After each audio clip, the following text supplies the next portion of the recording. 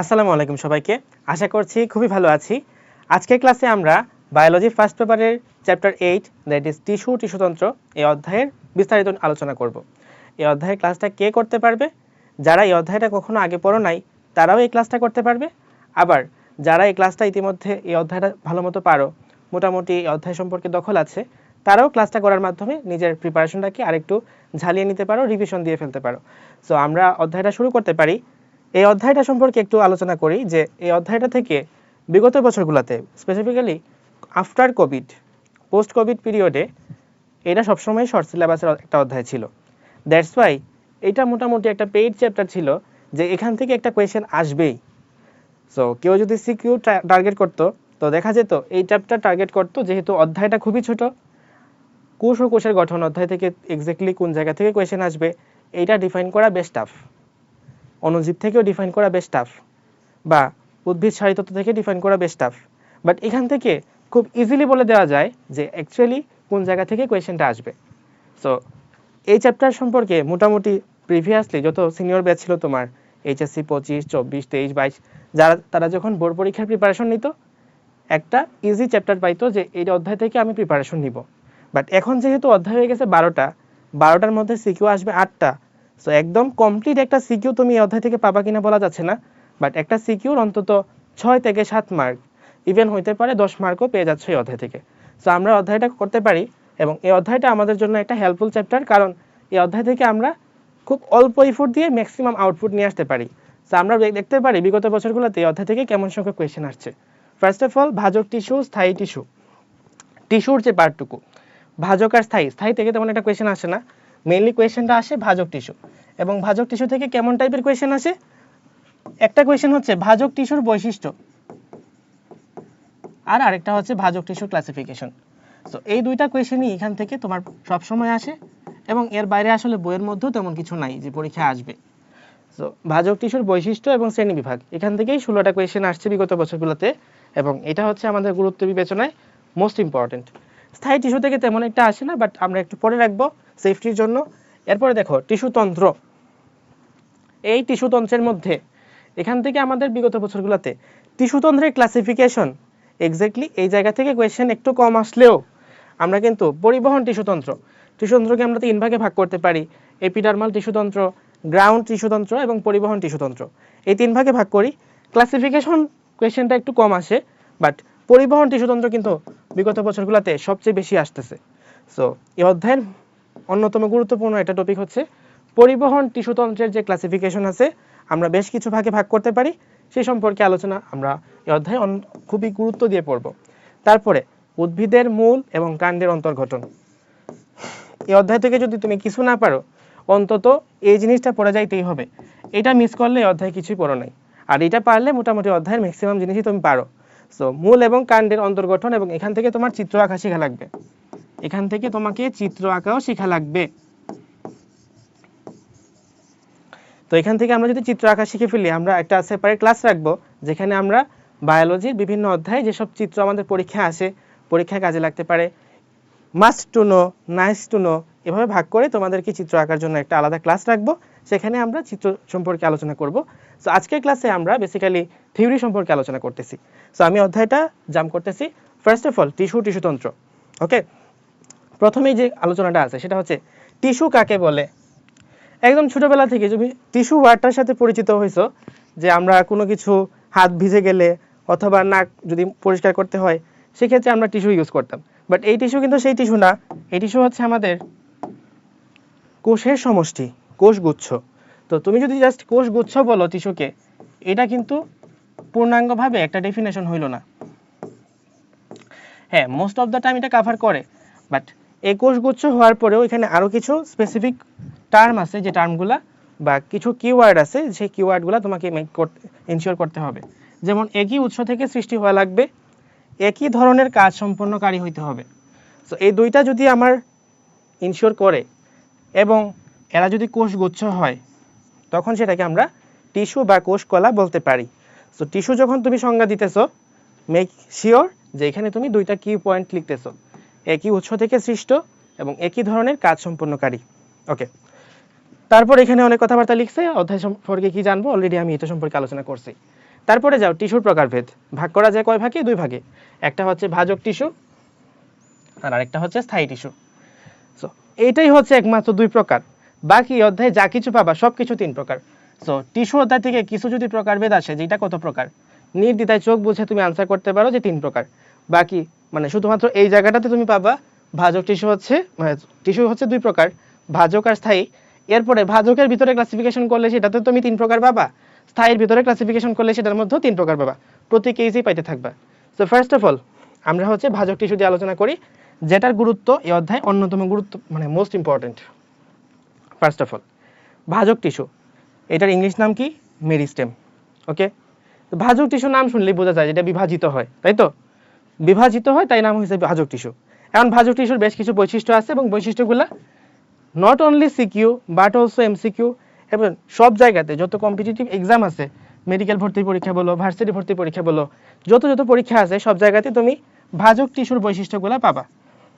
ওকে, তো এখানে হচ্ছে সিকিউ হিসেবে আসতে পারে, এমসিকিউ হিসেবে আসতে পারে, বহুপদী হিসেবে আসতে পারে, অভিন্ন তথ্যভিত্তিক প্রশ্ন হিসেবে আসতে পারে, সবভাবেই কোয়েশ্চেনটা আসা পসিবল। এটা হচ্ছে একটা রেড মার্ক এরিয়া, যে জায়গা থেকে কোয়েশ্চেন আসার সম্ভাবনা সর্বোচ্চ।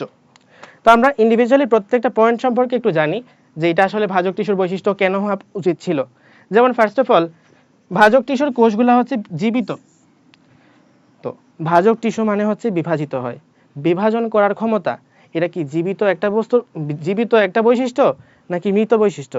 জীবিত বৈশিষ্ট্য, ডেফিনেটলি কোষগুলো জীবিত হওয়া প্রয়োজন। তারপরে অপেক্ষাকৃত ছোট।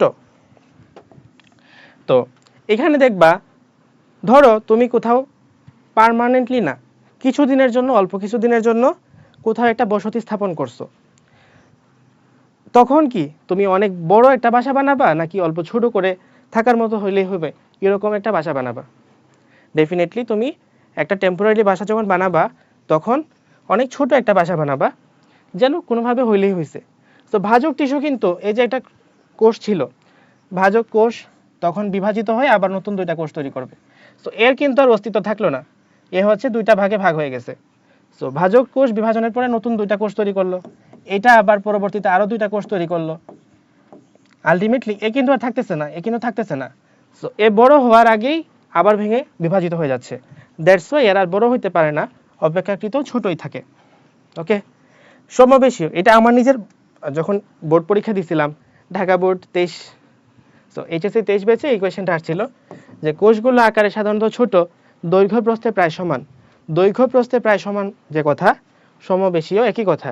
সো এখানে আমাদের এই প্রশ্নটা আমার কথা মানে আমি যে পরীক্ষা দিছিলাম এবং আমার কাছে তুমি ক্লাস করতেছো, এটা দেখে মনে রাখবা। তারপরে ভাজক টিস্যুর বিভাজন ক্ষমতা সম্পন্ন, এটা কেনা জানে? ভাজক টিস্যুর কোষগুলো সাধারণত আয়তাকার, অনেক কিছু আছে, এটা মনে রাখাটা এত গুরুত্বপূর্ণ কিছু না, বিভিন্ন আকৃতির হইতে পারে। তারপরে এই টিস্যুর কোষগুলো সেলুলোজ নির্মিত পাতলা প্রাচীর বিশিষ্ট। সো এটা তুমি অধ্যায় 1-এর মধ্যে পড়ছো, যখন কোষ প্রাচীর পড়ো তুমি জানতা যে কোষ প্রাচীরের মধ্যে 3টা লেয়ার থাকে, একদম শুরুতে থাকে মধ্যপর্দা, তারপরে থাকে প্রাথমিক প্রাচীর, তারপরে থাকে সেকেন্ডারি প্রাচীর। তো বলা হয়তো এটা ধরো মধ্যপর্দা, তার উপরে তুমি প্রাথমিক প্রাচীর দিছো, তার উপরে তুমি সেকেন্ডারি প্রাচীর দিছো। এখন একটা কোষ যে বিভাজিত হবে, একটু পরপর ভেঙে যাবে, ওর ভাঙার জন্য বেশি লেয়ার হইলে ভালো না কম লেয়ার হইলে ভালো? ধরো তুমি একটা বাসা বানাবা, সেই বাসার চারপাশে তুমি হচ্ছে একটা বাউন্ডারি দিলা। এখন এটা কি একটা ওয়াল মানে 1 একক বিশিষ্ট ওয়াল দিয়ে বানাবা নাকি 3 একক বিশিষ্ট ওয়াল দিয়ে বানাবা? যদি তোমার মাথার মধ্যে এই পরিকল্পনা থাকে যে কিছুদিন পরে এই বাসা ভেঙে ফেলবা, ডেফিনেটলি তুমি যত সিম্পলি রাখা যায়, বাউন্ডারিটাকে যত সিম্পল রাখা যায় তেমনটাই চেষ্টা করবা। সেম গোজ ফর কোষ, এখানেও পাতলা কোষ প্রাচীর বিশিষ্ট হয় এবং এটা নির্মিত হয় সেলুলোজ নির্মিত, যেহেতু আমাদের কোষ প্রাচীরের প্রধান উপাদান হচ্ছে সেলুলোজ। ফাইন, তারপরে যাব কোষের নিউক্লিয়াস অপেক্ষাকৃত বড় আকারের এবং সাইটোপ্লাজম থাকে ঘন। তো নিউক্লিয়াস কেন বড় আকারে থাকে? আমরা জানি যে কোষ বিভাজন যখন ঘটে, কোষ বিভাজনের সবচেয়ে দীর্ঘস্থায়ী দশা হচ্ছে প্রোফেজ। যেহেতু এই কোষগুলা সবচেয়ে বেশি বিভাজিত হয়, মানে বারবার একটার পর একটা বিভাজিত হইতেই আছে, সো এরা যেহেতু বিভাজিত হয়, তার মানে বিভাজনের যে স্টেজ, সেই স্টেজের মধ্যেই বেশি সময় কাটাবে, তার মানে প্রোফেজের মধ্যেই সে বেশি সময় কাটাবে, আর প্রোফেজের মধ্যে নিউক্লিয়াসগুলা আকারে বড় হয়ে থাকে। দ্যাটস ওয়াই এই কোষের নিউক্লিয়াসগুলো আকারে বড় হইতেছে। ফাইন। তারপরে যাব, ভাজক টিস্যুর কোষে সাধারণত কোষ গহ্বর থাকে না। তুমি যখন অধ্যায় 1 পড়ছো, কোষ গহ্বর নিয়ে পড়ছো, কোষ গহ্বরে কিন্তু একটা জিনিস তোমার পড়া হইতো যে দেহের মানে কোষের যেসব সঞ্চিত খরিত বস্তু আছে সবকিছু জমা থাকে কোথায়? এই কোষ গহ্বরের মধ্যে। এখন এই যে ভাজক টিস্যুটা আছে বা ভাজক কোষগুলো আছে, এই কোষগুলো কিন্তু বেশি দিনের জন্য না।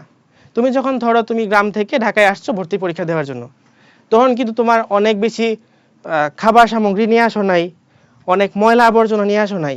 সো তোমার জন্য আলাদা করে একটা ডাস্টবিন লাগবে, তুমি হচ্ছে ডাস্টবিনের ব্যবস্থা করবা, এটার বাধ্যবাধকতা থাকে না, বা ফ্রিজের দরকারটাও পড়ে না। সো কোষ গহ্বরটা আমাদের বডির মধ্যে ফ্রিজের ভূমিকা পালন করে অথবা ডাস্টবিনের ভূমিকা পালন করে। যদি সঞ্চিত খাদ্যের বিবেচনা বলো তাহলে ফ্রিজ, যদি বর্জিত বা খরিত বস্তুর কথা বলো তাহলে হচ্ছে ডাস্টবিনের মতো কাজ করে। সো এ হচ্ছে খরিত বস্তুর মতো বা সঞ্চিত বস্তু যেটাই বলো না কেন, বা ফ্রিজ অথবা ডাস্টবিন যেটাই বলো না কেন, এর মতো কিন্তু আমার ভাজক কোষের ক্ষেত্রে কোনো প্রয়োজন পড়ে না। সো দ্যাটস ওয়াই এখানে কোনো ধরনের কোষ গহ্বর থাকে না। তারপর এখানে বলা আছে যে কোষগুলো ঘন সন্নিবিষ্ট হওয়ার কারণে আন্তঃকোষীয় কোনো ফাঁক থাকে না, এটা তোমার মনে রাখতে হবে। তারপরে যাব, বিপাকীয় হার বেশি। কথা হলো ভাই, বিপাক জিনিসটা মানে কি? বিপাক মানে হচ্ছে দেহের সকল কেমিক্যাল বিক্রিয়া, সকল রাসায়নিক বিক্রিয়াকে একসাথে বিপাক বলা হয়। সো বিপাক কথাটাকে তুমি ভাঙলে দুইটা টার্ম পাবা,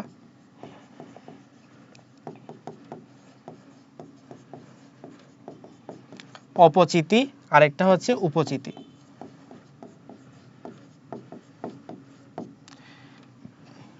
অপচিতি মানে কি? অপচিতি মানে হচ্ছে ভাঙন, আর উপচিতি মানে হচ্ছে গঠন করা। এটা মানে হচ্ছে ক্যাটাবলিজম, আর উপচিতি মানে হচ্ছে অ্যানাবলিজম। যেহেতু সে হচ্ছে কোষ বিভাজিত হয়, তার মানে একটা কোষ ছিল, সেই কোষটা ভেঙে গেছে, নতুন কিছু তৈরি করছে। একটা ঘর তুমি ভাঙছো, ভাঙার পরে নতুন দুইটা ঘর তৈরি করছো। তার মানে কি, এই ঘরের মধ্যে বারবারই হচ্ছে ভাঙার গড়া বেশি ভাঙা গড়ার খেলাটা বেশি হয়। দ্যাট মিন্স অপচিতিও বেশি হয়, উপচিতিও বেশি হয়, দ্যাট মিন্স বিপাকটাও বেশি হয়। রাইট? সো এখানে আমাদের বিপাকীয় হারটা বেশি এবং সবসময় সক্রিয় বিপাকীয় অবস্থায় থাকে। আশা করি ক্লিয়ার। তারপরে যাব, আমি যে কথাটা একটু আগে বলছি 6 নাম্বার, সেম রিজনে সঞ্চিত খাদ্য, খরিত বস্তু বা বর্জ্য পদার্থ থাকে না। শেষ। প্লাস্টিডগুলো প্রোপ্লাস্টিড অবস্থায় থাকে। তুমি যখন ভর্তি পরীক্ষার জন্য একদিন আগে, মানে ধরো ভর্তি পরীক্ষার আগে একদিন ঢাকায় স্টে করার জন্য আসছো, তখন কি সাথে করে চুলা টুলা নিয়ে আসো? না। সেম গোজ ফর এখানেও, প্লাস্টিডগুলো প্রোপ্লাস্টিড অবস্থায় থাকে, অর্থাৎ তার এখানে খাবার তৈরি করার প্রয়োজন পড়ে না। দ্যাট মিন্স প্লাস্টিডগুলো প্রোপ্লাস্টিড অবস্থায় থাকে। ওকে, তারপরে যাব, কোষগুলো আকারে সাধারণত ছোট, এটা তো বলছি অলরেডি। আমার নিজের যে বোর্ড পরীক্ষা ছিল ঢাকা বোর্ড 23, সেখানে এটা প্রশ্নটা আসছে। ভাজক টিস্যু অপরিণত কোষ দ্বারা গঠিত। কোষগুলো মাইটোসিস প্রক্রিয়ায় বিভাজিত হয়। নর্মাল কোষগুলা বিভাজিত হয় কিভাবে? মাইটোসিস ভাবেই। তো কোষ বিভাজন অধ্যায়ে আমরা আলোচনা করে থাকি কোনগুলা মাইটোসিস ঘটে, কোনগুলা মায়োসিস ঘটে।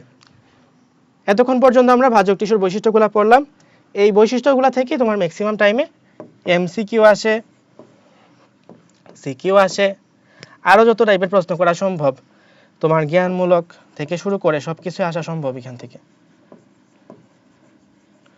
ওকে, তারপরে যাব ভাজক টিস্যুর কাজ। তো ভাজক টিস্যুর কাজের মধ্যে এখানে ফার্স্ট অফ অল তুমি এটাকে জাস্ট দুইটা পয়েন্ট মনে রাখো, পরে দুইটা মনে না রাখলেও সমস্যা নাই। একটা হচ্ছে, ধরো এটা হচ্ছে উদ্ভিদ, এভাবে দেখলে বোঝা হবে না।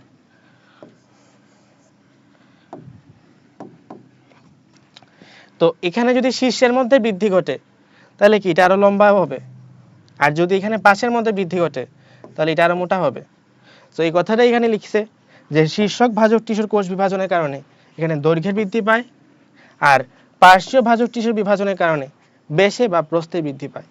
এই কথাটাই এখানে আলোচনা করা হয়েছে, যার ফলে সরু কাণ্ড ক্রমে মোটা হয় আর এটার মধ্যে ছোট গাছ লম্বা হয়। তো আমরা ভাজক টিস্যু সম্পর্কে আলোচনা করলাম, এরপরে হচ্ছে ভাজক টিস্যুর ক্লাসিফিকেশন সম্পর্কে আলোচনা করব। এটা হচ্ছে আমাদের ভাজক টিস্যুর ক্লাসিফিকেশন। এন্ড এই ক্লাসিফিকেশনটা তুমি যেভাবেই বলো না কেন, আনসার হচ্ছে 3 প্রকার। সো এখন ফার্স্ট অফ অল আমরা হচ্ছে উৎপত্তি অনুসারে ভাগ করতেছি। এন্ড উৎপত্তি অনুসারে ভাজক টিস্যু হচ্ছে 3 প্রকার: প্রারম্ভিক, প্রাইমারি আর সেকেন্ডারি। তো তো প্রারম্ভিক যেটা আছে, প্রারম্ভিক হচ্ছে প্রোমেরিস্টেম ভাজক টিস্যু, ঠিক আছে। এখন এখান থেকেই মূলত ভাজক টিস্যুর বিভাজনটা শুরু হয়। তো প্রোমেরিস্টেম থেকে প্রথমে আসে প্রাইমারিটা, এই অঞ্চল থেকে প্রথম বৃদ্ধিটা শুরু হয়েছে। তো প্রাইমারি ভাজক টিস্যু, প্রাইমারিটার পরে হয় সেকেন্ডারি। তো তোমাকে যদি আমি এক কথায় বলি, প্রথমে হয় প্রোমেরিস্টেম,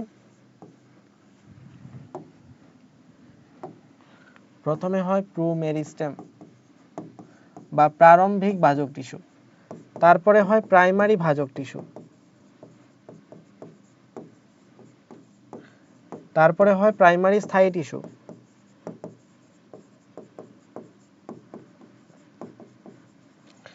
তারপরে হয় সেকেন্ডারি ভাজক টিস্যু,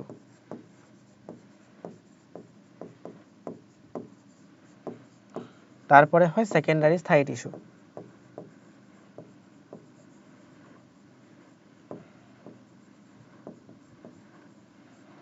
ওকে, সো এটা কিন্তু আমাদের অনেকগুলা ধাপ, এন্ড অনেকে কনফিউজ হয়ে যাবে যে আমি এখানে ভুল লিখছি কিনা। না, এখানে ঠিকই লিখছি। প্রাইমারি ভাজকের পরে প্রাইমারি স্থায়ী, তারপরে হচ্ছে সেকেন্ডারি ভাজক হয়, ঠিক আছে। আচ্ছা, এখানে আছে প্রথমে প্রাইমারি ভাজক টিস্যু। এন্ড প্রাইমারি ভাজক টিস্যুটা আমৃত্যু বিভাজনক্ষম থাকে, আর প্রারম্ভিক ভাজক টিস্যু থেকে এদের উৎপত্তি ঘটে। মোটামুটি যে কথাগুলো বলছি এগুলাই। প্রাইমারি ভাজক টিস্যুটাই আমরা শীর্ষক ভাজক টিস্যু হিসেবে কল্পনা করতে পারি, এবং যার ফলে উদ্ভিদের দৈর্ঘ্যের বৃদ্ধি ঘটবে। ফাইন, নিচে আসো সেকেন্ডারি ভাজক টিস্যুর কথা। সেকেন্ডারি ভাজক টিস্যুর মধ্যে এখানে আমাদের কি আছে, যে প্রায় এটা একই কথা ঘুরে ফিরে, যে সর্বশেষে তৈরি হয় সেকেন্ডারি ভাজক টিস্যুটা কোথা থেকে, প্রাইমারি স্থায়ী টিস্যু থেকে। ফাইন, এবং এটার মধ্যে এক্সাম্পল আছে যে কর্ক ক্যাম্বিয়াম, ইন্টারভেসিকুলার ক্যাম্বিয়াম।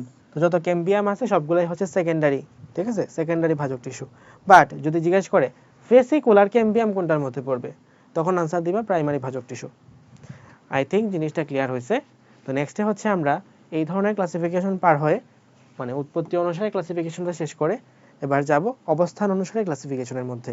এবং অবস্থান অনুসারে আমরা দেখতে পারতেছি এখানে আছে আমাদের টোটাল 3 প্রকার: শীর্ষক, নিবেশিত বা ইন্টারক্যালারি, এবং পার্শ্বীয় ভাজক টিস্যু বা ল্যাটারাল মেরিস্টেম। এর মধ্যে শীর্ষক যেটা আছে এটা একদম হুবহু হচ্ছে প্রাইমারি, আর পার্শ্বীয় যেটা আছে হুবহু সেকেন্ডারি ভাজক টিস্যু, ঠিক আছে। তাহলে প্রাইমারির সাথে মিলে গেল শীর্ষক, সেকেন্ডারির সাথে মিলে গেল পার্শ্বীয়। তো বাকি থাকলো কোনটা? বাকি থাকলো হচ্ছে নিবেশিতটা। তো এই নিবেশিতটাই আলাদা করে এখান থেকে পড়তে হবে। নিবেশিতটা প্রাইমারি টিস্যুর একটা সাব ক্লাসিফিকেশন, মানে প্রাইমারি টিস্যুকে তুমি ভাগ করতে পারবে 2 ভাগে, একটা হচ্ছে আমাদের নিবেশিত আর একটা শীর্ষক, ঠিক আছে। তো এখন নিবেশিতটার মধ্যে আলোচনা করি। নিবেশিতর আরেক নাম হচ্ছে ইন্টারক্যালারি। এই দেখো, অনেকে কিন্তু নিবেশিত পারে ঠিক, ইন্টারক্যালারি পারে না। আবার অনেকে ইন্টারক্যালারি পারে, নিবেশিত পারে না। শুধু ইন্টারক্যালারি নাম দিয়ে কিন্তু ভর্তি পরীক্ষা অলরেডি প্রশ্ন চলে আসছে। তার মানে তোমার সবকিছুই পড়তে হবে এখান থেকে।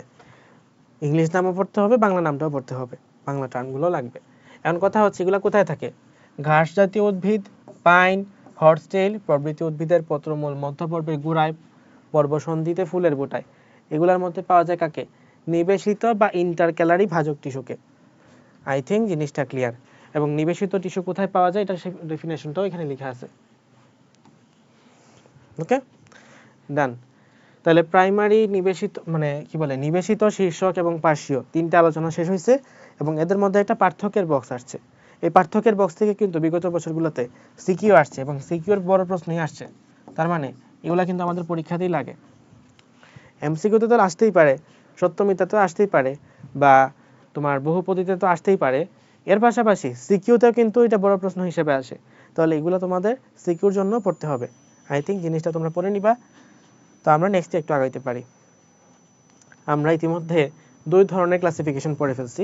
একটা ছিল উৎপত্তি অনুসারে, আর পরেরটা হচ্ছে অবস্থান অনুসারে। এবার পড়বো আমরা কোষ বিভাজন অনুসারে। কোষ বিভাজন অনুসারে 3 ভাগে ভাগ করা যায়: মাস, প্লেট আর রিব। যদি এরকম হয়, মানে আমরা হচ্ছে মানে কতটা তলে বিভাজিত হচ্ছে তার উপর বেস করে ভাগ করতেছি। যদি এরকম হয় যে 3, মানে কি বলে, সব তলে বিভাজিত হইতেছে, তখন আনসার হবে মাস ভাজক টিস্যু। যদি 2টা তলে বিভাজিত হয় তাহলে আনসার হবে প্লেট ভাজক টিস্যু। যদি একটা তলে বিভাজিত হয় তাহলে আনসার হবে রিব ভাজক টিস্যু। ফাইন, এবার আসো মাস ভাজক টিস্যু যেটা আছে, মাস ভাজক টিস্যুর ফলে যেহেতু সব তলে বিভাজিত হচ্ছে, তার জন্য এদের ঘনত্বে বৃদ্ধিপ্রাপ্ত ঘটে, এরা ঘনত্বে বৃদ্ধিপ্রাপ্ত হয়। দুই তলে বিভাজনের ফলে আয়তনে বৃদ্ধিপ্রাপ্ত হয়, আর এক তলে বিভাজিত হওয়ার ফলে দৈর্ঘ্যে বৃদ্ধিপ্রাপ্ত হয়। ওকে, আই থিঙ্ক এই জিনিসটুকু বুঝছি। এরপরে লাগবে হচ্ছে আমার এটার এক্সাম্পল। সো তুমি হচ্ছে পরেরটা পড়ে যাবা, আগে হচ্ছে প্লেটটা দেখো। প্লেট মানে কি? থালা। তাহলে থালার মধ্যে দুইটা পৃষ্ঠা থাকে, উপরে একটা নিচে একটা। তার মানে এখানে এটার এক্সাম্পল কি হবে? পাতা। পাতার মধ্যে কি উপরে এক পাতা আছে, নিচে আরেকটা পাতা আছে, মানে পাতার একটা পৃষ্ঠ, নিচে একটা পৃষ্ঠ। তাহলে পাতার যেহেতু দুইটা সারফেস, প্লেটেরও আছে দুইটা সারফেস, মিলে গেল। বর্ধিষ্ণু বহিতক। সো বহিতক কথা চিন্তা করো, এটার ভিতরে একটা লেয়ার আছে, বাইরে একটা লেয়ার আছে, মানে ঘুরে ফিরে ওই সারফেস তোমার আলটিমেটলি দুইটাই থাকলো। তাহলে প্লেট ভাজক টিস্যুর এক্সাম্পল আশা করি মনে থাকবে, একটা হচ্ছে পাতা আর একটা বর্ধিষ্ণু বহিতক। নিচের দিকে আসি রিব ভাজক টিস্যুতে, এবং রিব ভাজক টিস্যুতে তুমি এখানে পাবা বর্ধিষ্ণু মূল, কাণ্ডের মজ্জা রশ্মির কথা। বর্ধিষ্ণু মূল হচ্ছে একটা লাইনের মতো, রেখার মতো, কাণ্ডের মজ্জা রশ্মি। রশ্মি মানে কি? রশ্মি মানে হচ্ছে এরকমভাবে অনেকগুলা মানে রশ্মিগুলা ছড়ায় ছিটায় থাকে, তো এটা হচ্ছে দৈর্ঘ্যে বৃদ্ধিপ্রাপ্ত হয়। আশা করি এই জিনিসটুকু আমরা ক্লিয়ার হয়েছে। তাহলে প্লেট আর রিব বাদ দিয়ে আল্লাহর দুনিয়ার যা কিছু আছে সব কিছুই কি এই মাছ ভাজক টিস্যুর মধ্যে পড়ে, ঠিক আছে? তাহলে প্লেট এবং রিব বাদে যা কিছু আছে সব কিছুই মাছের মধ্যে পড়ে, যা জানি বা যা জানি না সব কিছুই হচ্ছে মাছ ভাজক টিস্যুর অন্তর্ভুক্ত। তারপরে যাব কাজ অনুসারে ক্লাসিফিকেশন। কাজ অনুসারে ভাগ করা যায় তিন ভাগে: প্রোটোডার্ম, প্রোকেম্বিয়াম এবং গ্রাউন্ড মেরিস্টেম, তাই তো? তো প্রথমে দেখো প্রোটোডার্ম। এখান থেকে কি বলা যায়? যেহেতু আমরা এটা ভাগ করতেছি আমাদের কাজ অনুসারে, সো এই টিস্যুগুলো আলটিমেটলি কি কাজ করে? টিস্যু তন্ত্র গঠন করে, তাই না? তাহলে এই টিস্যুগুলো থেকে টিস্যু তন্ত্র গঠিত হবে। তাহলে প্রোটোডার্ম থেকেও টিস্যু তন্ত্র গঠিত হবে। যে টিস্যু তন্ত্র গঠিত হবে তার নাম হচ্ছে এপিডার্মাল টিস্যুতন্ত্র, এবং এই এপিডার্মাল টিস্যুতন্ত্র সৃষ্টি করাই হচ্ছে প্রোটোডার্মের কাজ, ঠিক আছে?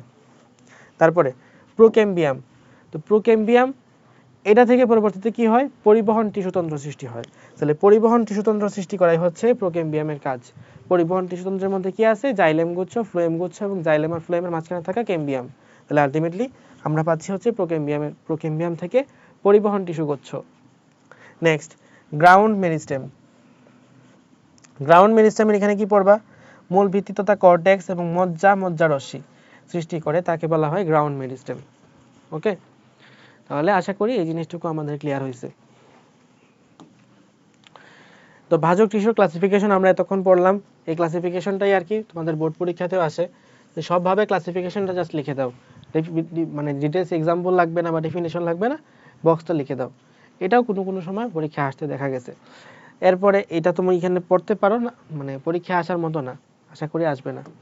নেক্সটে যাবা, আমরা ইতিমধ্যে আমাদের কি পড়ে ফেলছি? সবচেয়ে ইম্পর্টেন্ট জিনিস যেটা ভাজক টিস্যু, সেটাই পড়ে ফেলছি।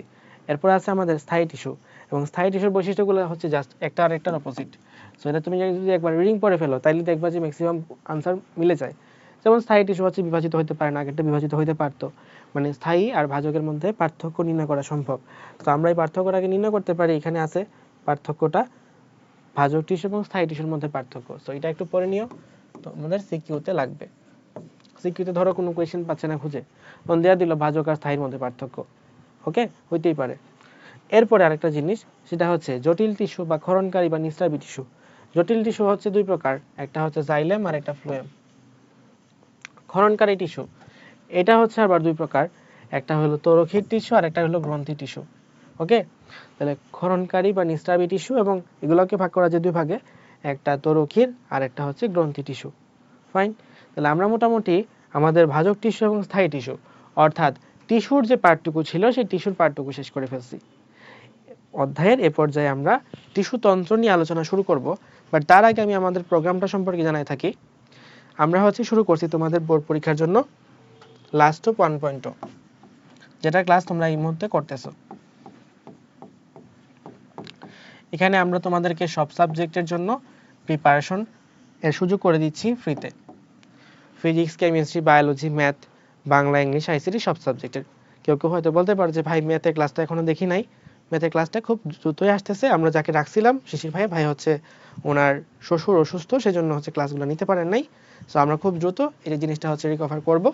তো আমরা হচ্ছে সবগুলো সাবজেক্টের কিন্তু তোমাদেরকে বোর্ড পরীক্ষার জন্য যা কিছু লাগে, ম্যাটেরিয়ালস থেকে শুরু করে ক্লাস থেকে শুরু করে এক্সাম, সব কিছু তোমাদেরকে প্রোভাইড করতেছি ফ্রিতে। তো তোমরা একটু তোমাদের বন্ধু বান্ধবদেরকে একটু জানাও যে আমরা এখানে ফ্রিতে তোমাদেরকে সার্ভিসটা প্রোভাইড করতেছি। দেখো এইচএসসি পরীক্ষাতে কিন্তু কম্পিটিশন নাই। তুমি হচ্ছে এইচএসসি পরীক্ষাতে তোমার আশেপাশে 5 জনের অ্যাভারেজ, মানে এইচএসসি পরীক্ষাতে এই জিনিসটা খুব বেশি ঘটে। ধরো তোমার একটা হলের মধ্যে, তোমার হলে যদি একজন কেউ রিঅ্যারেঞ্জ পারে, ওই রিঅ্যারেঞ্জ কিন্তু কারোর ভুল হয় না, এরকম হয়ে থাকে। আবার ধরো তোমার হলের মধ্যে একজন কোনো একটা ম্যাথের সলভ জানে, এটা কিন্তু হলের আর কেউ মিস করে না। মানে মোটামুটি ধরো তুমি যদি প্রিপারেশন থাকে আর কি, ধরো তোমার যদি প্রিপারেশন এরকম হয় যে 95 পাবো আর 5টা মার্ক পারতেছি না, তখন হয়তো আশেপাশে খুঁজলে পাওয়া যায়। কিন্তু তোমার যদি প্রিপারেশনই থাকে 70 পাওয়ার বা 60 পাওয়ার, তখন তো আর 5 বাড়লেও লাভ হয় না, বা 5 দিয়ে কি মানে তুমি আলটিমেটলি এ প্লাস পাবা না, বা জিপিএটা ঠিক মতো থাকতেছে না। তো আমি এই জিনিসটাই বোঝাতে চাচ্ছি যে তোমরা যদি তোমাদের বন্ধু বান্ধবদেরকে ফেসিলিটেট করো, তাদেরকে একটা অপরচুনিটির কথা জানাই দাও, তাহলে দেখা যাবে ভর্তি পরীক্ষা বলতেছি বারবার, এইচএসসি পরীক্ষায় তোমার কিন্তু একটা ভালো সম্ভাবনা আছে যে সবাই মিলে ভালো করি, এই সুযোগটা তো আছে। সো এইচএসসি পরীক্ষাতে তোমাদের কোনো কম্পিটিশন নাই, বিষয়টা এরকম না যে তুমি যদি 80 পাও আরেকজন 80 পাইতে পারবে না। তুমি যেরকমভাবে 80 পাইতে পারবা, তোমার আরেকটা ফ্রেন্ডও 80 পাওয়া সম্ভব। সো আমরা যেন সবাইকে নিয়ে বড় হইতে পারি, এই চেষ্টাটা থাকবে সবার জন্য, ঠিক আছে? অন্যের ভালো চাইলে আল্লাহ ভালো করেন। আচ্ছা, ওকে ফাইন। তো আমরা হচ্ছে নেক্সটে আগাইতে পারি। এখানে হচ্ছে আমাদের সরল টিস্যু এবং জটিল টিস্যুর পার্থক্য দেওয়া আছে। দেখবা যে সরলের মধ্যে সব ইজি ইজি, আর জটিলের মধ্যে সব কঠিন কঠিন। তো যত সব আননোন পেঁচানো জিনিসপাতি আছে সেগুলো হচ্ছে টাফ টাফ জিনিসপাতি, সেটা হচ্ছে জটিল টিস্যুর পার্ট। নেক্সটে যাব। নেক্সটে হচ্ছে টিস্যুতন্ত্র। এবং টিস্যুতন্ত্র, এখানে আমরা টিস্যুতন্ত্রকে ভাগ করতে পারি 3 ভাগে। এই ভাগটা করছে বিজ্ঞানী সাইক্স, এবং তার 3 ভাগে ভাগ হচ্ছে এপিডার্মাল টিস্যুতন্ত্র, গ্রাউন্ড টিস্যুতন্ত্র এবং ভাস্কুলার টিস্যুতন্ত্র। তো এপিডার্মাল টিস্যুতন্ত্র, এটার আরও বেশ কিছু পার্ট আছে। গ্রাউন্ড টিস্যুতন্ত্রকে ভাগ করা যায় স্টিলের উপর বেস করে 2 ভাগে, বহিঃস্থলীয়, অন্তঃস্থলীয়। আর ভাস্কুলার টিস্যুতন্ত্র, যেটা থেকে পরীক্ষায় সবচেয়ে বেশি কোয়েশ্চেন আসে, সেটা হচ্ছে সংযুক্ত, অরীয় এবং কেন্দ্রিক। এই 3 ভাগে ভাগ করা যায়। সো আমরা বেসিক্যালি আলোচনা তো 3টা সম্পর্কেই করব, তবে ভাস্কুলার টিস্যুতন্ত্র যেহেতু বেশি ইম্পর্টেন্ট, পরীক্ষায় বেশি আসে, সো আমরা ভাস্কুলার টিস্যুতন্ত্র দিয়ে আলোচনাটা শুরু করতেছি। তারপরে আমরা এক এক করে গ্রাউন্ড টিস্যুতন্ত্র এবং এপিডার্মাল টিস্যুতন্ত্র সম্পর্কে আলোচনায় আসব। সো আমি হচ্ছে এপিডার্মাল টিস্যুতন্ত্র রেখে একটু পরিবহন টিস্যুতন্ত্রতে যাচ্ছি।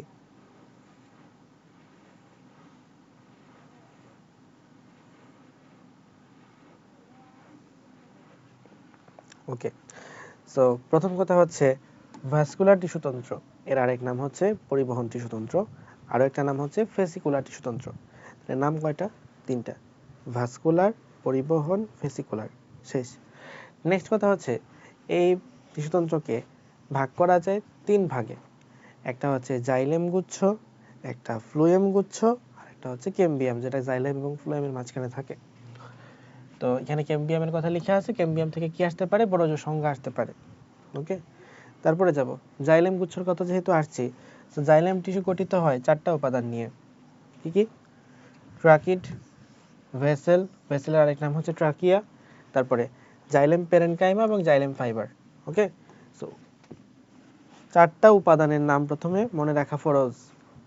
এই 4টার মধ্যে 3টা হচ্ছে জীবিত, শুধুমাত্র জাইলেম ফাইবারটা হচ্ছে মৃত।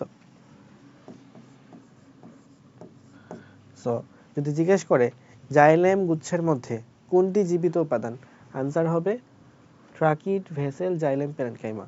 কোনটি মৃত উপাদান? আনসার জাইলেম ফাইবার, শেষ। এরপরে কথা, এখানে অনেকগুলো কথা আছে যে কোথায় কোনটা থাকে কোনটা থাকে না। সো প্রথম কথা হচ্ছে এই যে জাইলেম বা ফ্লুয়েম, যার কথাই বলি না কেন, এই ভাস্কুলার টিস্যুতন্ত্রটা শুরু হয় আমাদের ট্রাকিড থেকে, টেরিডোফাইটা থেকে, অর্থাৎ ফার্ন জাতীয় উদ্ভিদের ক্ষেত্র থেকে সর্বপ্রথম এই ভাস্কুলার টিস্যুতন্ত্র দেখা যায়। ব্রায়োফাইটা পর্যন্ত পরিবহন টিস্যুতন্ত্র থাকে না। তাহলে টেরিডোফাইটা, নগ্নবীজি এবং আমৃতবীজি এদের মধ্যে জাইলেম টিস্যুতন্ত্র আছে। এখন জাইলেম টিস্যুর মধ্যে প্রত্যেকটা উপাদান নাই, যেমন নগ্নবীজি উদ্ভিদের মধ্যে এবং ফার্নবর্গীয় উদ্ভিদের মধ্যে আমরা ভেসেল দেখতে পারি না। তবে ব্যতিক্রম আছে, নগ্নবীজি উদ্ভিদের নিটামের মধ্যে পাওয়া যায়। আবার আরেকটা ব্যতিক্রম আছে, ভেসেল নরমালি আবৃতবীজি উদ্ভিদের মধ্যে থাকে, এক্সেপশন হচ্ছে উইন্টারাসি, টেট্রাসিনরাসি এবং টোকুডেনরাসি। এই তিন ক্ষেত্রে, এই তিনটা গোত্রের মধ্যে আমরা ভেসেলও দেখতে পারি না। তাহলে কি বললাম, বাকি যে চারটা উপাদান আছে, এই চারটা উপাদান অর্থাৎ tracheid, xylem parenchyma, xylem fibre, এই তিনটা উপাদান টেরিডোফাইটা, নগ্নবীজি, আবৃতবীজি তিনটার ক্ষেত্রেই দেখা যায়। বাট যেটা আমাদের ভেসেল আছে সেটা ফার্ন জাতীয় উদ্ভিদেও থাকে না, নগ্নবীজির মধ্যেও থাকে না। তো নগ্নবীজির মধ্যে এক্সেপশন হচ্ছে নিটাম, যেখানে থাকে। আবৃতবীজির মধ্যে নরমালি থাকে, তবে এই তিনটা গোত্রের মধ্যে এটা থাকে না। সো ঝামেলা হচ্ছে আসলে এই ভেসেলটারে নিয়ে। ভেসেল কোথায় থাকে?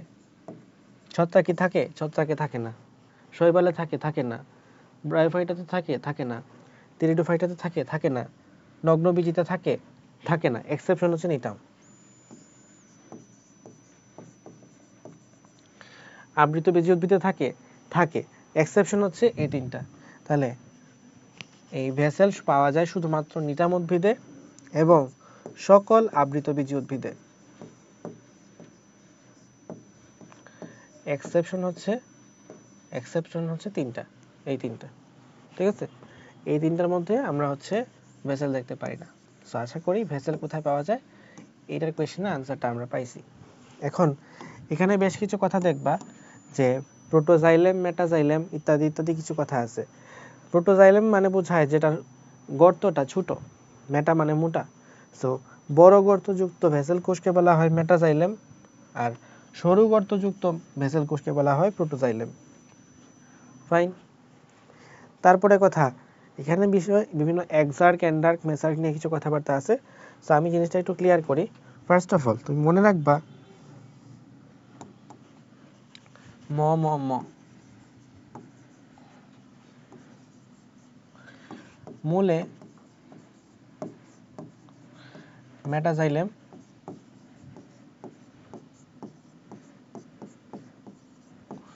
মূলে মেটাজাইলেম, মাঝে। ওকে, তাহলে মূলে মেটাজাইলেম, মাঝে। এখন যদি মূলে মেটাজাইলেম মাঝে হয়, তার মানে কি প্রোটোজাইলেম কোথায়?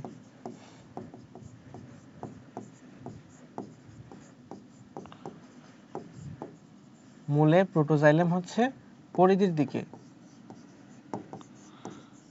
সেন্টারে যদি একটা জিনিস থাকে তো পরিধির দিকে আরেকটা জিনিস থাকবে। তাহলে আই থিঙ্ক মূলের জিনিসটা বুঝতে পারছি। সো কাণ্ডের ক্ষেত্রে কি তার রিভার্সটা হবে। তাহলে কাণ্ডেরটা আই থিঙ্ক তোমরা নিজেরাই বলতে পারবা যে কাণ্ডে এটার উল্টাটা হবে, রিভার্সটা। ঠিক আছে, মূলে মেটাজাইলেম যেমন মাঝে ছিল, কাণ্ডে প্রোটোজাইলেম থাকবে মাঝে, এবং মেটাজাইলেমটা হচ্ছে পরিধির দিকে থাকবে। তো মূলের যে স্ট্রাকচারটা, মেটাজাইলেম এবং প্রোটোজাইলেমের যে আলোচনাটা আমরা করলাম, সো এখান থেকে আমরা বলতে পারি যে মূলের যে এই স্ট্রাকচার, এটাকে বলা হয় এক্সার্ক।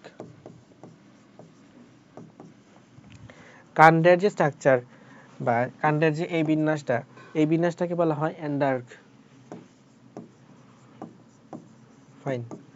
আর পাতার মধ্যে যেটা দেখা যায় সেটাকে বলা হয় মেসার্ক।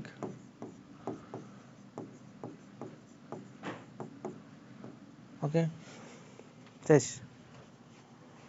সো আই থিঙ্ক এক্সার্ক, এন্ডার্ক এবং মেসার্ক এরা সম্পর্কে আলোচনা আমরা শেষ করতে পারি। তবে এই এক্সার্ক এবং এন্ডার্কের আলোচনা কিন্তু আমাদের সামনে যখন চিত্র আঁকবো তখনও জিনিসটা কাজে লাগবে। সো আমরা এই অংশটুকু শেষ করতে পারছি। নেক্সটে আমরা আগাবো এক্সার্ক, মেসার্ক, এন্ডার্ক সম্পর্কে পড়ছি। সো জাইলেম শেষ, এবার হচ্ছে আমরা ফ্লোয়েম টিস্যু সম্পর্কে পড়বো। এবং ফ্লোয়েমের মধ্যে কয়টা পার্ট আছে?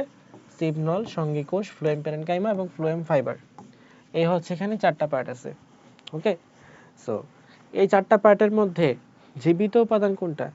জীবিত উপাদান হচ্ছে ফ্লোয়েম প্যারেনকাইমা। বাকি তিনটাই হচ্ছে মৃত উপাদান। জাইলেমে কিন্তু উল্টাটা ছিল, তাই না? আচ্ছা, তারপরে কথা হলো সিমনল এবং সঙ্গী কোষের ক্ষেত্রে সিমনলের মধ্যে কোনো ধরনের নিউক্লিয়াস নাই, বাট সঙ্গী কোষের মধ্যে নিউক্লিয়াসটা তুলনামূলকভাবে বড় থাকে। তার মানে বলতে পারি যে সিমনল এবং সঙ্গী কোষ বরাবর মানে কাইন্ড অফ নিউক্লিয়াস শেয়ার করে। তো এখানে এই কথাটাই লাগবে যে নিচের কোন কোষে নিউক্লিয়াস থাকে না, আনসার হচ্ছে সিমনল। ফাইন। তারপরে এই ফ্লুয়েম ফাইবারের একটা এক্সাম্পল, সেটা হচ্ছে বাস্ট ফাইবার। পাটের আঁশ, এটা হচ্ছে বাস্ট ফাইবারের এক্সাম্পল। নগ্নবীজী উদ্ভিদের ফ্লুয়েম টিস্যুতে সঙ্গী কোষ থাকে না। সো সঙ্গী কোষ কোথায় থাকে না, দ্যাটস ইম্পর্টেন্ট ফর এমসিকিউ।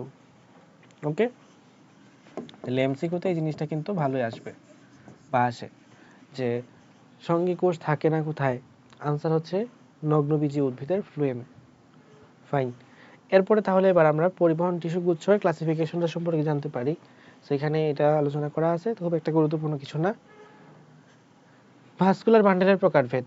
তো আমরা এখানে ভাগ করতে পারি ভাস্কুলার বান্ডেলকে প্রথমত 3 ভাগে, সংযুক্ত, অরীয়, কেন্দ্রিক। এখানে পরবর্তীতে একটা পেজ আছে এবং পেজের মধ্যে একসাথে আমাদের এই ক্লাসিফিকেশনটা দেখানো আছে। এই যে ভাস্কুলার বান্ডেলকে প্রথমত ভাগ করা যায় 3 ভাগে, সংযুক্ত, অরীয় এবং কেন্দ্রিক। এখন সংযুক্তকে ভাগ করা যায় আবার 2 ভাগে, একটা হচ্ছে সমপার্শ্বীয় আর একটা সমদ্বিপার্শ্বীয়।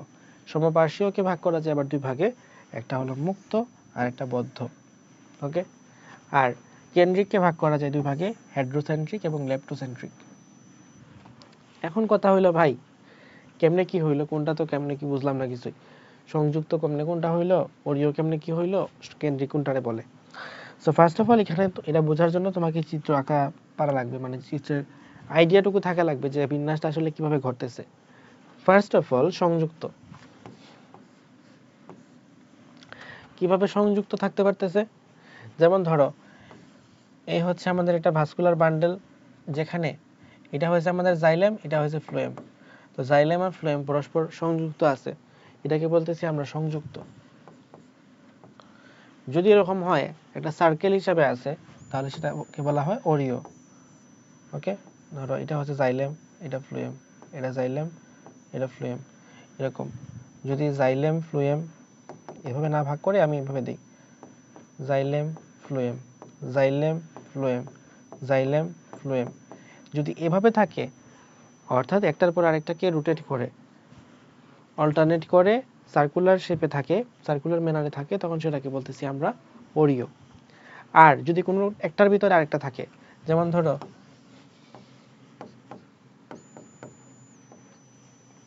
ভিতরে জাইলেম বাইরে ফ্লোয়েম, যদি এরকম কেস হয়ে থাকে তখন সেটাকে বলা হয় কেন্দ্রিক। ভিতরে জাইলেম বাইরে ফ্লোয়েম। ওকে, আচ্ছা এখন আসো সংযুক্তকে আমরা ভাগ করতে পারি 2 ভাগে, একটা হচ্ছে সমপার্শ্বীয় আর একটা সমদ্বিপার্শ্বীয়। তো সমপার্শ্বীয় থেকে কি বলা যায়, জাইলেম এবং ফ্লোয়েম ছিল এখানে, সমপার্শ্বীয়তে কি হবে, সমপার্শ্বীয়র মধ্যে আবার এখানে ধরো এটা হচ্ছে আমাদের জাইলেম, এখানে হলো এটা ফ্লোয়েম। আর সমদ্বিপার্শ্বীয়র মধ্যে কি হবে, দুই পাশেই সেম জিনিস থাকবে, অর্থাৎ তখন ভাগটা হবে 3 ভাগে, মানে এখানে ধরো ফ্লোয়েম আছে, এদিকে থাকলো জাইলেম, এখানেও থাকলো জাইলেম। ওকে, তো মোটামুটি আই থিঙ্ক জিনিস দুটা বুঝতে পারতেছো। যদি না বোঝো তাহলে আমি কম্পেয়ার করার জন্য জিনিসটাকে আবার লিখে দিই।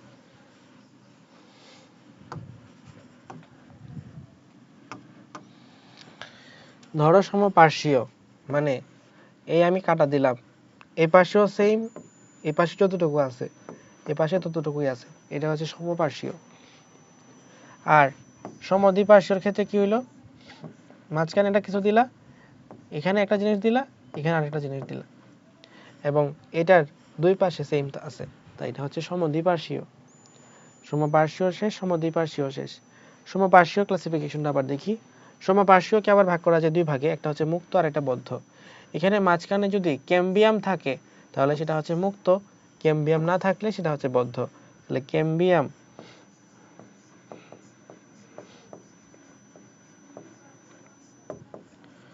যদি থাকে তাহলে মুক্ত, না থাকলে বদ্ধ। আই থিঙ্ক জিনিসটা আমরা বুঝতে পারছি।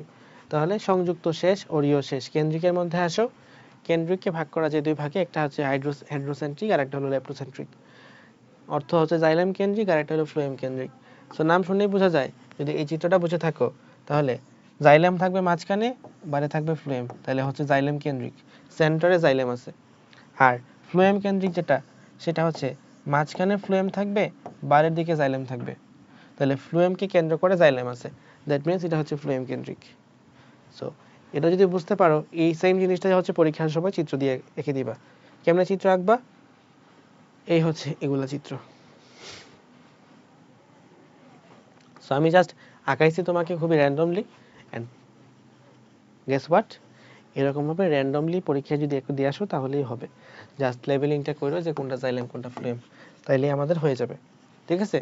সো আমরা কিন্তু অন্যতম গুরুত্বপূর্ণ একটা পোর্শন পড়ছি, বাট একটা গুরুত্বপূর্ণ জিনিস আমরা মিসও করছি, সেটা হচ্ছে এই যে এখানে ক্লাসিফিকেশনটা।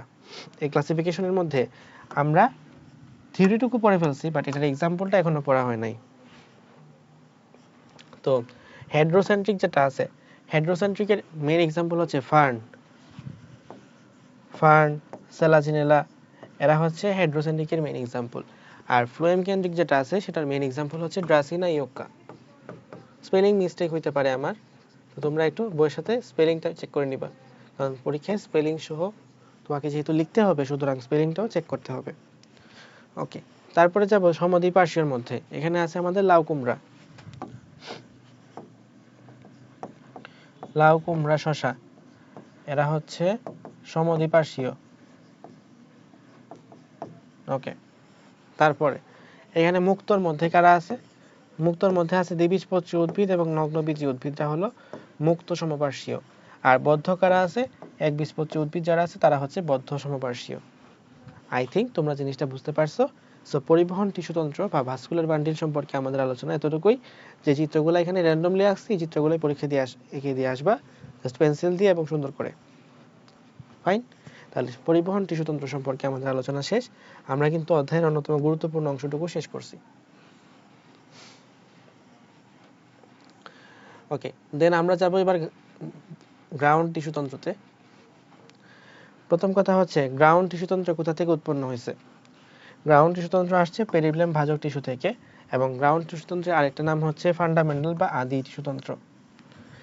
কোন কোষ দিয়ে গঠিত হয়েছে? প্যারেনকাইমা জাতীয় কোষ দিয়ে গঠিত হয়েছে। সো এটা যদি তুমি একটা আমাদের চিহ্নিত চিত্র দেখো, একটা প্রস্থচ্ছেদ, একটা হিস্টোলজিক্যাল স্ট্রাকচার, আই থিঙ্ক চিত্রটা ভালো মতোই দেখা যাচ্ছে। সো এখানে এই বাইরের পার্টটুকু হচ্ছে আমাদের ত্বকীয় টিস্যুতন্ত্র, মাঝামাঝি জায়গায় সেটা হচ্ছে গ্রাউন্ড টিস্যুতন্ত্র, আর হচ্ছে ভিতরে থাকে হচ্ছে ভাস্কুলার টিস্যুতন্ত্র। তো এই যে মাঝখানে আমাদের ভাস্কুলার টিস্যুতন্ত্রটা, মাঝখানে হচ্ছে আমাদের গ্রাউন্ড টিস্যুতন্ত্রটা আছে, সেই গ্রাউন্ড টিস্যুতন্ত্র নিয়ে আমরা আলোচনা করতেছি। গ্রাউন্ড টিস্যুতন্ত্রকে আমরা ভাগ করতে পারি দুইটা ভাগে, স্টিলির উপর বেস করে। এখন কথা হচ্ছে ভাই, স্টিলি বলতে আমরা আসলে কি বোঝাই? তো স্টিলি বলতে আমরা আসলে এখানে বোঝাই, এখানে ধরো আমাদের ভাস্কুলার টিস্যুতন্ত্র বাদে এখানে ভিতরে যা কিছু আছে, সে ভিতরে সবকিছু থেকে পরিচক্র পর্যন্ত অন্তত কিন্তু স্টিলের মধ্যে অন্তর্ভুক্ত না। তাহলে আমরা যদি বলি এইটা হচ্ছে আমাদের স্টিলের পার্ট, এগুলো স্টিলের পার্ট, অন্ততটাও স্টিলের পার্ট, বাট পরিচক্র এবং ভিতরে আছে মজ্জা রশ্মি, এইটা স্টিলের পার্ট না। ওকে, সো আমরা যদি ভাগ করি, এই ক্লাসিফিকেশনটাতে চলে আসি, তাহলে জিনিসটা ক্লিয়ার হয়ে যাবে। সো এটা তোমার মনে রাখার, মানে তোমার বেসিক যদি এইটা ক্লিয়ার না থাকে, তাহলে তুমি এখান থেকে কোনো কোয়েশ্চেনের আনসার তুমি নিজে করতে পারবে না। তো বহিঃস্থলীয় পার্ট এবং অন্তঃস্থলীয় পার্ট কিসের উপর বেস করে করছি? স্টিলের উপর বেস করে করছি। স্টিলি কতটুকু পর্যন্ত বিস্তৃত? এই যে পরিচক্র পর্যন্ত বিস্তৃত। ওকে, আর স্টিলের বাইরে কি আছে? অন্ততক থেকে একদম অধতক পর্যন্ত, এটা হচ্ছে আমাদের স্টিলের পার্ট। ওকে, সো মূলের ক্ষেত্রে কি হয়, কাণ্ডের ক্ষেত্রে কি হয়, এখানে জাস্ট লিখে রাখছে। যেমন কাণ্ডের ক্ষেত্রে মজ্জা রশ্মি থাকলেও মূলের মধ্যে থাকে সেটা সংযোজক টিস্যু হিসেবে। আর পাতা সম্পর্কে খুব একটা জানার কিছু নাই, জাস্ট এখানে যেটুকু আছে যে পাতার গ্রাউন্ড টিস্যুকে মেসোফিল টিস্যু বলে, একটু জানতে পারলে অনেক কিছু। ওকে, তারপরে কথা, অধতকটা শুধুমাত্র কাণ্ডের মধ্যে থাকে, মূলের মধ্যে থাকে না। সো এখানে কি থাকবে? অন্ততক কর্টেক্স, আর কাণ্ডের মধ্যে জাস্ট এক্সট্রা করে আলাদা করে অধতক জিনিসটা থাকবে।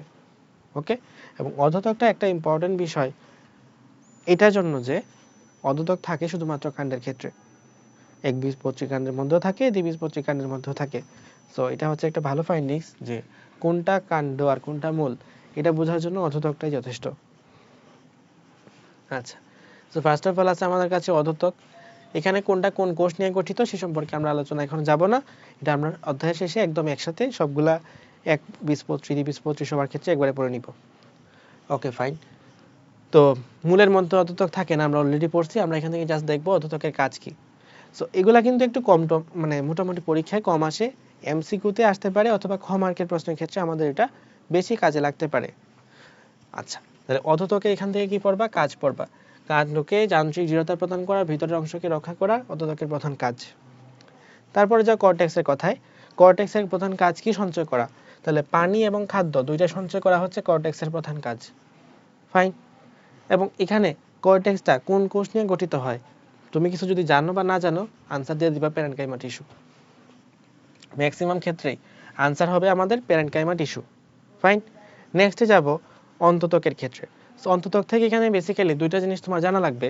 একটা হচ্ছে আমাদের ক্যাসপেরিয়ান স্ট্রিপ আর আরেকটা হচ্ছে প্যাসেজ সেল, শ্বেতসার আবরণ। ওকে, সো ক্যাসপেরিয়ান স্ট্রিপ দেখা যায় কাজের ক্ষেত্রে, মূলের ক্ষেত্রে, আর প্যাসেজ সেল বা শ্বেতসার আবরণ দেখা যায় কাজের ক্ষেত্রে, কাণ্ডের ক্ষেত্রে। ওকে, সো মূলের ক্ষেত্রে এটা বিশেষিতভাবে বিশেষায়িত হয় কিভাবে? সুবেরিন এবং লিগনিন যুক্ত হয়, এটাকে বলা হয় ক্যাসপেরিয়ান স্ট্রিপ। আর দ্বিবীজপত্রী কাণ্ডের ক্ষেত্রে আমরা এখানে দেখতে পারি দ্বিবীজপত্রী কাণ্ডের মধ্যে শ্বেতসার আবরণ থাকে। ওকে, এটাকে বলা হয় প্যাসেজ সেল বা শ্বেতসার আবরণ। আই থিঙ্ক এই জিনিসটুকু তোমরা বুঝতে পারছো। সো অন্ততকের মধ্যে কাজটা একটু লাগবে। প্রথমত অন্ততক বাঁধের মতো কাজ করে, ড্যামের মতো কাজ করে। ফাইন, এটা পরীক্ষার মধ্যে বেশি আসে। সো বাঁধের মতো কাজ করে মানে কি? বাঁধ হচ্ছে একটা প্রতিবন্ধকের মতো। সো বায়ু এবং পানিতে আবদ্ধ হয়, প্রতিবন্ধকতা সৃষ্টি করতে না পারে, সেজন্যই হচ্ছে এখানে অন্ততক বাঁধ হিসেবে কাজ করতে পারে।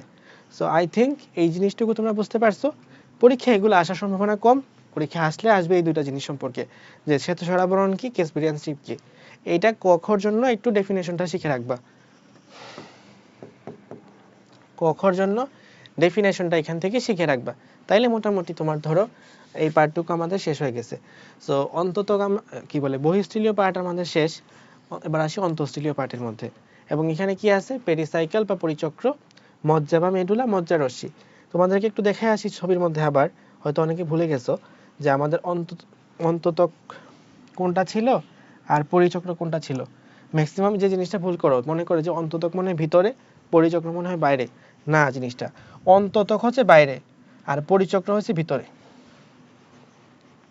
অন্ততক হয়েছে বাইরে, পরিচক্রটা হয়েছে ভিতরে। বুঝতে পারছি? I think clear. সো অন্ততকটা হয়েছে বহিঃস্থলীয় পার্ট আর পরিচক্র থেকে ভিতরেটুকু হচ্ছে আমাদের অন্তঃস্থলীয় পার্ট। ওকে, এক্সেপ্ট আমাদের কোনটা? পরিবহন টিস্যুগুচ্ছ। ক্লিয়ার। নেক্সটে যাব পেরিসাইকেল বা পরিচক্র, এটা বাদ। এখান থেকে কি লাগবে? এখান থেকে হচ্ছে আমাদের যেটা লাগবে সেটা হচ্ছে কুমড়া এবং কুমারিকা কাণ্ডে এটা কি নিয়ে গঠিত? প্যারেনকাইমা টিস্যু নিয়ে গঠিত।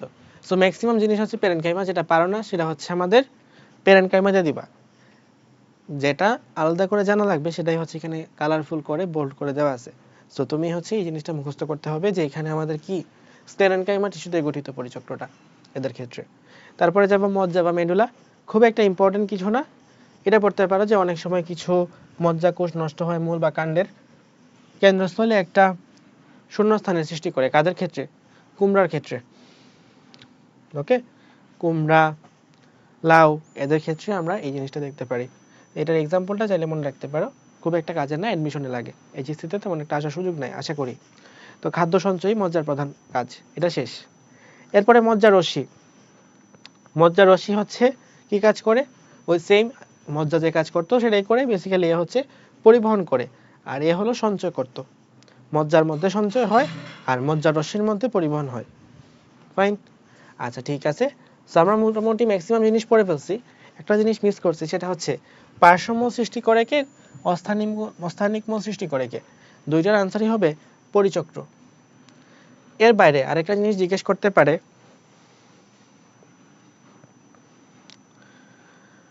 যে আচ্ছা, এটা যখন আমরা একটু পরে আলোচনা করব তখন দেখে নিব। এখানে একটা বিতর্কিত আছে, বিগত বছরগুলোতে মেডিকেল ভর্তি পরীক্ষায় একটা কোয়েশ্চেন আছে যেটা প্যারাডক্স টাইপের কোয়েশ্চেন, মানে উত্তর এটা দিলেও বিপদ, না দিলেও বিপদ, এরকম একটা অবস্থা ছিল। সো আমরা একটু পরে আলোচনা করব, ওই পৃষ্ঠাটা পরে আসবে। আচ্ছা, পাতার গ্রাউন্ড টিস্যু হচ্ছে মেসোফিল টিস্যুটি সম্পর্কে আলোচনা করা হয়েছে। এইচএসসি পরীক্ষার চেয়ে বেশি কিছু দরকার নাই। Okay fine. ওকে, সো আমাদের গ্রাউন্ড টিস্যু তন্ত্র সম্পর্কে পড়া হয়েছে। এখন গ্রাউন্ড টিস্যু তন্ত্র সম্পর্কে মোটামুটি আসে, খুব বেশি যে আসে তা না, ওই অন্ততক পরিচক্র এগুলো সম্পর্কে হয়তো আসতে পারে। আর আমরা হচ্ছে যখন ফুল একটা মূল বা কাণ্ড সম্পর্কে পড়ি তখন এই বেসিকটা কাজে লাগে। স্পেসিফিক্যালি গ্রাউন্ড টিস্যু তন্ত্র সম্পর্কে বর্ণনা করো, ওভাবে পরীক্ষায় প্রশ্ন আসে না বললেই চলে। ওকে, তো এখানে হচ্ছে আমরা কোথায় যাব, এপিডার্মাল টিস্যুতন্ত্র সম্পর্কে। এবং এপিডার্মাল টিস্যুতন্ত্র সম্পর্কে ডিরেক্ট এপিডার্মাল টিস্যুতন্ত্র ব্যাখ্যা করো, এই টাইপের কোয়েশ্চেন আসবে না বলে দেয়াই যায়। বাট এটার ব্যাখ্যা আমাদের অন্যান্য বিভিন্ন ছোট ছোট প্রশ্নের মধ্যে কাজে লাগবে, বা বড় প্রশ্নের মধ্যে এটার কিছু পার্ট কাজে লাগবে। তো এখানে প্রথম কথা কি, ত্বকীয় টিস্যুতন্ত্র মূলের বহিরাবরণকে বলা হয় এপিব্লামা, আর কাণ্ড পাতার ত্বক বা বহিরাবরণকে বলা হয় এপিডার্মিস। Okay fine. এপিডার্মাল টিস্যুর উৎপত্তি হচ্ছে প্রাথমিক শীর্ষক ভাজক টিস্যু থেকে। আচ্ছা, তারপরে কথা হলো এরা কি নিয়ে গঠিত, পেরেনকাইমা কোষ নিয়ে গঠিত। একাধিক সারি দেখা যায়, এটা হচ্ছে মনে রাখবা অপু বুকা দিয়ে, অপু বুকা। ওকে, অ থেকে অসৎ, পু থেকে পাকুর, বোকার বু থেকে বট, আর ক থেকে করবি। সো এদের মধ্যে একাধিক সারি দেখা যায়। ফাইন, নেক্সটে যাব। এখানে বেশ কিছু জিনিস আছে, এগুলা কিসের জন্য লাগবে, এমসিকিউর জন্য লাগবে, অথবা কো-মার্কেট প্রশ্নের জন্য লাগতে পারে। এর বেশি কিছু এখান থেকে আশা করিল না। মাইরোসিন এনজাইম নিঃসরণকারী হয়, মাইরোসিন কোষ থেকে আসে, কোন গাছে পাওয়া যায়, সরিষার মধ্যে পাওয়া যায়। ফাইন। তারপরে হচ্ছে এখানে বুলিফর্মের কথা আসবে। বুলিফর্মের কাজ কি, বুলিফর্মের কাজটা হচ্ছে পরের পেজে আছে। সো বুলিফর্ম কোষের কাজটা পরীক্ষায় আসবে, ওই যে এমসিকিউতে আসে। ওকে, এখান থেকে মূলের বাইরের ত্বককে এপিব্লেমা বলা হয়, এটা সম্পর্কে আমরা পড়ছি। দেখো বুলিফর্ম কোথায় পাওয়া যায়, এটা মনে রাখার ট্রিক্স হচ্ছে অভাগা, অভাগাতে বুলিফর্ম পাওয়া যায়। অ থেকে অসৎ, সরি, অ থেকে আখ, ভা থেকে ভুট্টা, গ থেকে গাম, গা থেকে গম। ওকে, তাহলে অভাগা হচ্ছে আমাদের নেমোনিক্স, যেটা দিয়ে আমরা বুলিফর্মের কোথায় পাওয়া যায় এটা মনে রাখতে পারবো। সো আমরা আশা করি এই জিনিসটুকু ক্লিয়ার হয়েছে। সো এই হচ্ছে এপিডার্মিস বা এপিডার্মাল টিস্যুতন্ত্রের প্রাথমিক কথা। এর বাইরেও এপিডার্মাল উপবৃদ্ধি নামে আরেকটা জিনিস আছে, যেখান থেকে পরীক্ষা আসতে পারে কি পারে, পরীক্ষায় আসতে পারে এখান থেকে এমসিকিউ, যে শল্কের কাজ কি, আনসার হচ্ছে প্রসাধনের হার কমায়। পরীক্ষায় প্রশ্নটা এমনি আসে, প্রসাধনের হার কমায় কোনটি, শল্ক, গ্রন্থিরোম, পানিরোম, পানিথলি, দংশক্রম। আনসার হবে শল্ক। সো এটা কিন্তু আমাদের এমসিকিউর জন্য 5 স্টার। তারপরে গ্রন্থিরোম বা কোলেটার্স, পরীক্ষায় এটা বহুতবার আসে, এবং এটা যেহেতু অনুশীলনীতে আছে পরীক্ষা আসার সম্ভাবনা বেশি। যে বিশেষ ধরনের বহুকোষী ট্রাইকোমকে কি বলা হয়, আনসার হচ্ছে কোলেটার্স বলা হয়। ওকে, তো এটা এমসিকিউতে ধরো পরীক্ষার মধ্যে চলে আসছে। যদি প্রশ্ন 8টা বোর্ডে বা 10টা বোর্ডে হয় তখন দেখবা যে এটা কোনো না কোনো বোর্ডে আসছেই। আর যদি একটা বোর্ডে হয় তখন তো মানে সিওরিটি দিয়ে বলা যায় না। আচ্ছা ঠিক আছে, তারপরে হচ্ছে ধরো পানিথলির কথা। পানিথলি হচ্ছে কোথায় থাকে, মেসেনড্রামিয়াম ক্রিস্টালিনাম, এটার মধ্যে পাওয়া যায়। এই নাম আমি জীবনে কোনোদিন উচ্চারণ করতে পারি না, মনে রাখার দরকার নেই। একটা বিশাল বড় সাইন্টিফিক নাম আছে, ওটা হচ্ছে পানিথলি পাওয়া যায়, জানার দরকার নাই, পরীক্ষা আসবে না, এইচএসসি পরীক্ষা অন্তত। দংশক্রম, এখান থেকে কি পড়বা, 3টা উদ্ভিদের নাম যাদের মধ্যে দংশক্রম পাওয়া যায়। সো দংশক্রম থেকে লাগবে পরীক্ষায় প্রাপ্তিস্থল, কোথায় লাগবে, এমসিকিউতে। ফাইন, এরপর আসো এপিডার্মাল রন্ধ্র। এপিডার্মাল রন্ধ্রের মধ্যে 2টা ভাগ আছে, একটা হচ্ছে পানিপত্ররন্ধ্র, আর একটা হচ্ছে পত্ররন্ধ্র। পত্ররন্ধ্রের ইংলিশ হচ্ছে স্টোমাটা, পানিপত্ররন্ধ্রের ইংলিশ হচ্ছে হাইডাথুড। 2টা খুবই গুরুত্বপূর্ণ, এবং 2টা থেকে মেইনলি যেটা লাগে সেটা হচ্ছে এটার পার্থক্য, পত্ররন্ধ্র এবং পানিপত্ররন্ধ্রের পার্থক্য। 5 স্টার। কমার্কের প্রশ্নের জন্য খুব ভালো একটা জায়গা, তবে এটা একটু বড় প্রশ্নতেও আসতে পারে, মানে ধরো 3 মার্কের প্রশ্নতে কোনো কোনো ক্ষেত্রে দিয়ে দিতে পারে যদি অনেকগুলা বোর্ড হয়। আর যদি একটা বোর্ড হয় তাহলে হয়তো খুব বেশি ছোট ছোট প্রশ্নের মধ্যে যাবে না, একটু বড় প্রশ্নের মধ্যেই করতে পারে। তো স্টোমাটা বা পত্ররন্ধ্র, এখান থেকে কি ধরবে, প্রথম কথা এই পত্ররন্ধ্রে এখানে কি থাকে, 2টা রক্ষী কোষ দিয়ে বেষ্টিত থাকে। ফাইন, এবং এখানে দিনের বেলা কি থাকে আর রাতের বেলা কি হয়, দিনের বেলা হচ্ছে অফিস টাইম, এই জন্য পত্ররন্ধ্র খোলা থাকে, আর রাতের বেলা বন্ধ হয়ে যায়। পাথরকুচি হচ্ছে ব্যতিক্রম, এ হচ্ছে নাইট গার্ড, রাতের বেলা কাজ করে। পত্ররন্ধ্রের মেন কাজ কি? এই প্রধান যে তিনটা প্রক্রিয়া আছে, প্রধান তিনটা প্রক্রিয়া অংশগ্রহণ করা। পানি পত্ররন্ধ্রে এখান থেকে যে কথাগুলো আছে এগুলো একবার পড়ে নিও। ধরো তোমার সিকিউতে খ মার্কের মধ্যে কখনো প্রশ্ন একটু টাফ হইলে এখান থেকে ধরো পানি পত্ররন্ধ্রের ডিটেলস সম্পর্কে জানতে পারে। তো চাইলে যারা খুব ভালো প্রিপারেশন নিচ্ছ হাইড্রা চিত্রটাও একবার প্র্যাকটিস করতে পারো। পরীক্ষা হয়তো আসবে না, বাট করলে ভালো, শিখলে ভালো, না শিখলে ক্ষতি নাই। ঠিক আছে, এই জায়গাটুকু একবার পড়ে নিও। কোথায় পাওয়া যায় এটা? ঘটকের মধ্যে পানি পত্ররন্ধ্র পাওয়া যায়। মনে রাখার ট্রিক্স হচ্ছে ঘটক, ঘ থেকে ঘাস, ট থেকে টমেটো, আর ক থেকে কচু। সো ঘটক হচ্ছে, ঘটকের মধ্যে আমরা কি পাই? এই পানি পত্ররন্ধ্র পেয়ে থাকি। এবং পানি পত্ররন্ধ্র দিয়ে পানি নির্গমন প্রক্রিয়াকে কি বলা হয়? গাটেশন বা এক্সুডেশন, নির্গমন বা নিঃস্রাবন বা গাটেশন। সো এই হচ্ছে প্রসেসগুলোর নাম। আলটিমেটলি তোমরা সবাই বলে থাকে গাটেশন, এটাই পরীক্ষায় নর্মালি একটা স্টুডেন্ট আনসার দেয়। বাট গাটেশন ছাড়াও আর বাকি যেসব প্রক্রিয়া আছে সেসব প্রক্রিয়ার নাম অন্তত তোমার মাথায় থাকা লাগবে। ওকে, সো আমরা ইতিমধ্যে কি পড়ছি? আমাদের টিস্যুতন্ত্র সম্পর্কে বিস্তারিত আলোচনা করছি। প্রথমে এই অধ্যায় শুরুতে টিস্যু নিয়ে আলোচনা করা হয়েছে, তারপরে টিস্যু তন্ত্র নিয়ে আলোচনা করা হয়েছে, এবং এবারে আমরা মূল এবং কাণ্ড এদের ইন্ডিভিজুয়ালি যে পার্টগুলো আছে সেই ইন্ডিভিজুয়ালি পার্টগুলোর হিস্টোলজিক্যাল পার্ট সম্পর্কে আলোচনা করব। ওকে,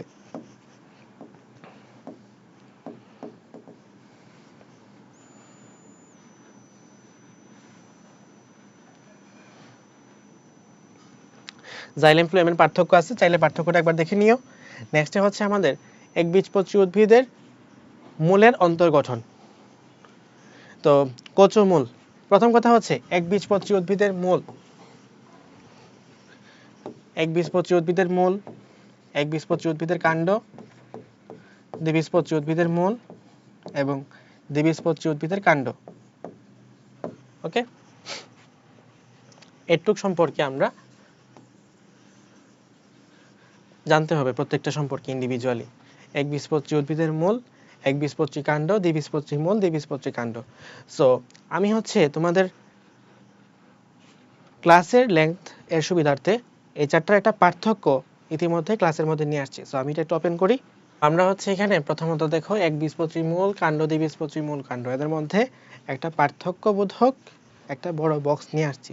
এন্ড তোমরা অবশ্যই এই জায়গাটুকু একটা স্ক্রিনশট দাও, তাহলে তোমাদের কাছে এটা সেভ থাকবে। আমি একটু সাইড করলাম, আশা করি স্ক্রিনশটটা নিছো। সো এটা তোমাদের ক্ষেত্রে কাজে লাগবে। সো এটা তো জাস্ট একটা পেজ ছিল, আমাদের আরও একটা পেজ আছে। ওকে, সো এটা আগের পেজের পরের পেজের অংশটুকু হচ্ছে এটা। সো এটা একটু স্ক্রিনশট নিয়ে নাও। ওকে, সো আই থিঙ্ক তোমাদের বিভিন্ন জায়গায় কোনটা কি আছে, কোনটা বড়, কোনটা ছোট, কোনটা থাকে, কোনটা থাকে না, এই সব কিছু কনফিউশন ক্লিয়ার হয়ে যাবে একটা বক্স থেকে। ওকে, তো এটা কিন্তু স্লাইডে থাকবে না, তোমরা হচ্ছে এটা খাতার মধ্যে লিখে নিবা। ফাইন ফাইন ওকে, ঠিক আছে। তাহলে আমরা হচ্ছে মোটামুটি ম্যাক্সিমাম পোর্শনটুকু কমপ্লিট করে ফেলছি। এখন তুমি যখন বৈশিষ্ট্য সম্পর্কে লিখবা, এগুলা সম্পর্কে যখন বৈশিষ্ট্য লিখবা, তখন জাস্ট সিম্পলি মজ্জারশ্মি, যদি ধরো একবীজপত্রী মূল সম্পর্কে লিখতেছো, তাহলে মজ্জারশ্মি থাকে না, মজ্জা থাকে, তারপর হচ্ছে কর্টেক্স বড় বহুসারী, এটা লিখলা। অদতক থাকে না, রোম এককোষী, তারপর হচ্ছে এন্ডোডার্মিস গোল। এভাবে যদি লিখে যাও তাহলে মোটামুটি আমাদের একটা আনসার দাঁড়ায় যায়। অ্যান্ড পাশাপাশি তুমি চিত্রটা এঁকে দিবা। সো তোমাকে অবশ্যই এখান থেকে আনসার করার জন্য নিজের চিত্রটুকু পারা লাগবে। যেমন এটা হচ্ছে আমাদের একবীজপত্রী মূলের চিত্র। তারপরে এখানে আর ব্যাখ্যা টেক্কা পড়ার দরকার নাই। এই কথাটা বলছিলাম যে নাইট্রোজেন জাতীয় খাদ্য ছাড়া অন্যান্য খাদ্য সঞ্চয় করা, এটা হচ্ছে পেরিসাইকেলের কাজ বা পরিচক্রের কাজ। আবার যদি লিখে যে নাইট্রোজেন জাতীয় খাদ্য সঞ্চয় করা কার কাজ, এটাও আনসার হবে পরিচক্র। কিছু করার নাই, এটাই বাস্তব, এটাই দুনিয়া।